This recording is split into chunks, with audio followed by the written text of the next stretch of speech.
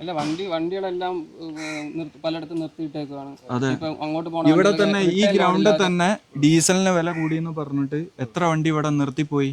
ഓണർമാർക്ക് വണ്ടി ഓടിക്കാൻ കഴിയുന്നില്ല. കാരണം ഇത്രയും ഡീസലിന്റെ റേറ്റും വെച്ചിട്ട് ആൾക്കാർക്ക് ഓടാൻ പറ്റുന്നില്ല. എല്ലാരും റെഡി കാശ് കൊടുത്തെടുക്കുന്ന വണ്ടികളല്ല, എല്ലാം ഫിനാൻസിനുള്ള വണ്ടികളാണ്. 58 ലക്ഷം 60 ലക്ഷം രൂപേന്റെ മുതലുകളായി കിടക്കുന്ന ഫുള്ള്. അപ്പൊ എന്താ വെച്ചിട്ട് ഇതിന് ഒരു മാസം 1,25,000 രൂപ വരെ EMI വരുന്ന വണ്ടികളുണ്ട്. അത് പോലും ഓടിയിട്ട് കിട്ടാത്ത അവസ്ഥയാണുള്ളത്.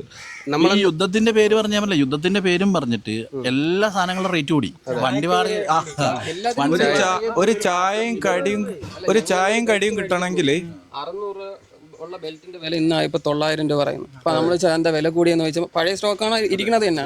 എന്ത് വില കൂടി? ആ യുദ്ധത്തിന്റെ പേരും പറഞ്ഞിട്ടാണ്. പക്ഷെ ഇവരൊക്കെ യുദ്ധത്തിന്റെ പേരും പറഞ്ഞ് നമ്മളെ ചൂഷണം ചെയ്യുന്നത്. നമ്മളെ ഈ യുദ്ധത്തിന്റെ പേരും പറഞ്ഞ നമുക്ക് ലോറിക്ക് വാടക കൂടുന്നില്ലല്ലോ. ലോറിക്കാർ തന്നെയാണ് അല്ലെങ്കിൽ ഡ്രൈവർമാർ തന്നെയാണ് ഇതിന് മുൻകൈയെടുത്ത് ആദ്യം നിൽക്കേണ്ടത്. അതെ, ഒന്നത്. രണ്ടാമത്തെ കേസ് എന്ന് വെച്ചാൽ അസോസിയേഷന്റെ ഭാഗത്തു നിന്ന് നല്ലൊരു സപ്പോർട്ട് നമുക്ക് വേണം നിലവിൽ. കാരണം അസോസിയേഷൻ ആണ് ഇതിൻ്റെ അകത്ത് ഇടപെട്ടിട്ട് നമ്മളെ പാർട്ടിയിലുള്ളതായാലും ഇപ്പോൾ ഭരിക്കുന്നവരാണെങ്കിലും ഗതാഗത വകുപ്പിനാണെങ്കിലും ഇത് അറിയിക്കേണ്ടത് അസോസിയേഷൻകാരാണ്. അസോസിയേഷന്റെ ഭാഗത്ത് നിന്ന് യാതൊരുവിധ സപ്പോർട്ടും നമുക്കില്ല. നമ്മളിത് ആരെയും കുറ്റം പറയുന്നില്ല, അസോസിയേഷനായാലും നമ്മളെ വിഷമങ്ങൾ പറയുന്നതാണ്. നമുക്ക് പോയി പറയാൻ ഒരിടയില്ല. അതുകൊണ്ടാണ് ഇങ്ങനെയുള്ള വീഡിയോ എടുക്കേണ്ടി വരുന്നത്. ഞങ്ങൾക്ക് പോയി അതാണ് നമ്മള് സിസ്റ്റമാറ്റിക് ഉണ്ടാവണം ഈ പ്രസ്ഥാനത്തിന്. ഇല്ല, അതല്ലേ മെയിൻ ആയിട്ട് വേണ്ടത്. നമുക്ക് പോയി പറയാൻ ഒരു ഇടം ഉണ്ടെങ്കിൽ നമ്മൾ ഇതേപോലെ പൊതുവെ പറയേണ്ട കാര്യമില്ല. ഇതിപ്പോ എല്ലാവർക്കും പല അഭിപ്രായങ്ങളാണ്.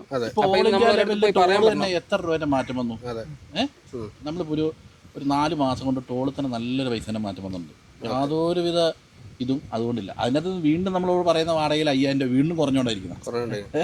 കൂടി വരുന്നില്ല. വാടക വീണ്ടും താഴെ പോകുന്നു. അതിനനുസരിച്ച് ചെലവുകൾ ബാക്കി എല്ലാം കൂടി വരുന്നു. അതുപോലെ തന്നെ നമ്മുടെ ഈ ബ്രോക്കർമാരെ നമ്മളെ സപ്പോർട്ട് ചെയ്യണം, അല്ലേ?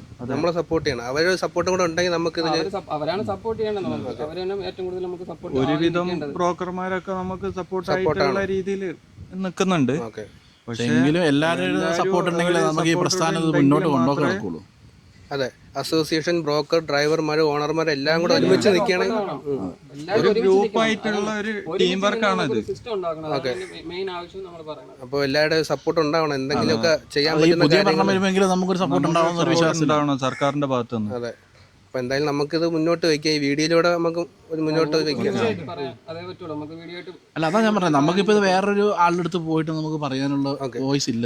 നമ്മൾ തയ്യാറാണ്. ഒരു പരാതിയായിട്ടോ അല്ലെങ്കിൽ നമുക്കൊരു കത്തായിട്ടോ അല്ലെങ്കിൽ ഒരു അറിയിപ്പായിട്ടോ നമുക്ക് സർക്കാരിൽ എത്തിക്കാൻ തയ്യാറാണ്. അപ്പോൾ കൂടെയുള്ള എല്ലാവരും സപ്പോർട്ട് ചെയ്യണം.